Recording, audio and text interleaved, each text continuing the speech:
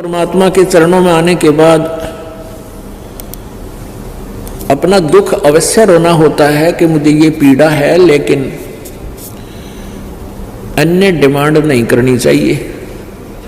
जैसे डॉक्टर के पास हम जाते हैं, उसके पास अंडर ट्रीटमेंट होते हैं, तो डॉक्टर को अपना दुख तो हम बता सकते हैं कि जी यहाँ पीड़ा है, ऐसा दर्द है, ये तकलीफ है। फिर वो उसको कैसे सेट करता है, कैसे हमें स्वस्थ करता है, ये वो काम डॉक्टर का है। फिर डॉक्टर के ट्रीटमेंट में बाधक नहीं बने, उसके द्वारा बताए गए परहेज को शुरुआत नहीं करे, तोड़े नहीं, तो फिर वो स्वस्थ हो जाता है। इसी प्रकार ये परमात्मा परमेश्वर कबीर जी का एक हॉस्पिटल है, ये दास उसका नौकर है। इस जन्म मरण के रोग को काटने वाला एक डॉक्टर है। दवाई परमात्मा ने बता रखी है, औषधि मेरे को दे रखी है, ट्रीटमेंट विधि बता रखी है। तो यहाँ जो भी आपके साथ हो रहा है, घर पे या यहाँ पर, आपको ये नहीं सोचना चाहिए कि ऐसा क्यों हो गया, ऐसा नहीं हो गया। इसके दो कारण हो सकते हैं। यदि आपको कष्ट रहा है तो गॉड गिवन है, इतना कष्ट चाहिए हमारे को ताकि भगवान की भूल ना पड़े। और कष्ट आपको अधिक बढ़ गया है तो आपका नाम खंड हो गया है, आपने डॉक्टर की मर्यादा निभाई नहीं है, जिस कारण से आपको पीड़ा बढ़ी है। वैसे नहीं बढ़ सकती। औषधि ठीक से यूज नहीं की या कोई परहेज तोड़ दिया। तो इसी प्रकार या तो आपने कोई नियम भंग कर दिए, तब आपको पीड़ा बढ़ सकती है। अन्यथा पीड़ा है और नाम आपके ठीक है तो गॉड गिवन है, परमात्मा का दिया हुआ है, उसमें अग्रम अग्रम ना करना।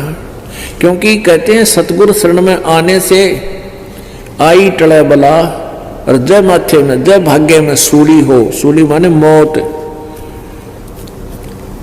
वह कांटे में टल जा।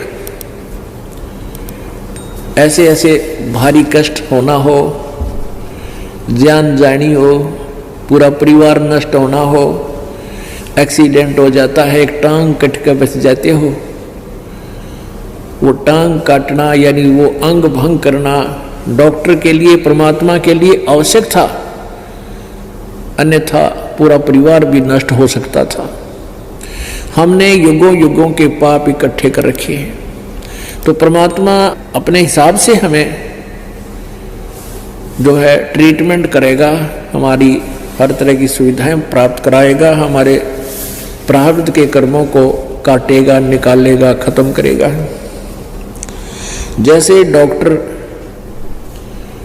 बताता है कि तेरा ये हाथ कटेगा, अन्यथा पूरा शरीर नष्ट हो जाएगा, तो फिर डॉक्टर को ये कहना पड़ता है जी जान बचा लो, हाथ बेस से कट जावे।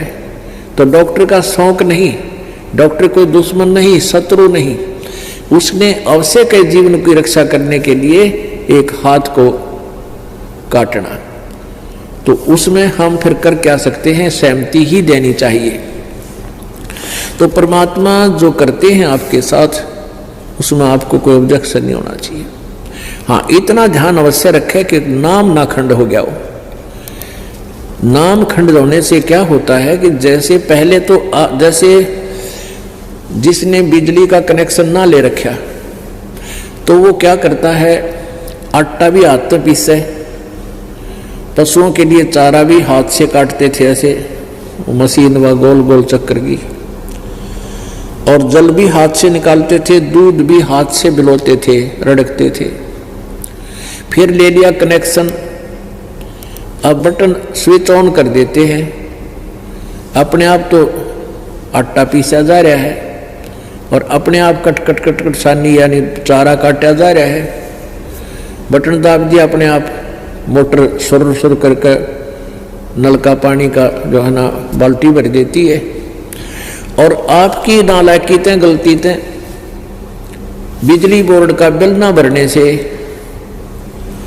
आपका कनेक्शन कट जाएगा, या किसी अन्य कारण से आपका कनेक्शन कट गया, तो फिर आपको पावर नहीं आएगी पहले जो पावर से काम हो रहा था वो बंद हो गया,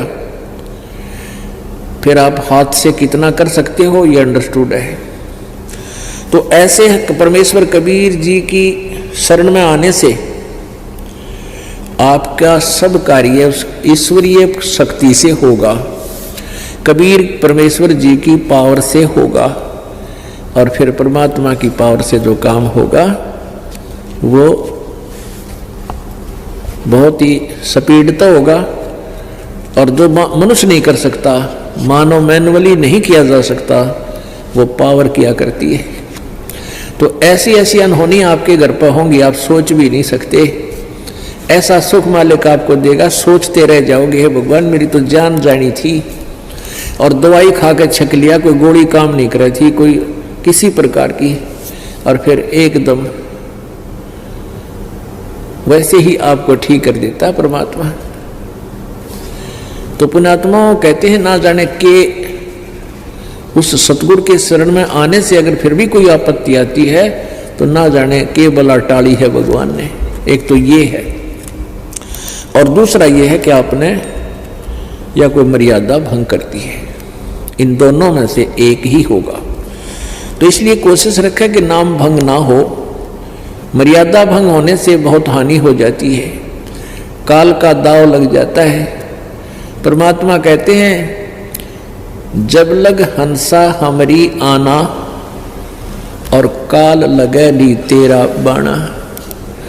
आय हाय, कितनी प्यारी बात कही है। कबीर परमेश्वर कहते हैं उस काल को कहा था जो यहाँ का मालिक है, ब्रह्म है, जो हमें यहाँ दुखी कर रहा है, पीड़ रहा है, गुमराह करके फंसा रखा है, उसको कहा था कि जब तक हंस मेरी आत्मा मेरी मर्यादा में रहेंगे, मेरा नाम खंड नहीं होगा, तब तक तो तेरा कोई तीर मेरे भक्त पर नहीं लग सकता, तो उसको किसी प्रकार दुखी नहीं कर सकता। तो काल ने कहा था प्रभु जो नाम खंड कर देगा विलिंगली, तो उसको तो मैं नहीं छोड़ूंगा। तो परमात्मा ने कहा था कि जब लग हंसा हमरी आना, और काल लगे दी तेरा बाना। कहे कबीर सुनो धर्मराया, हम शंखों हंसा पद परसाया।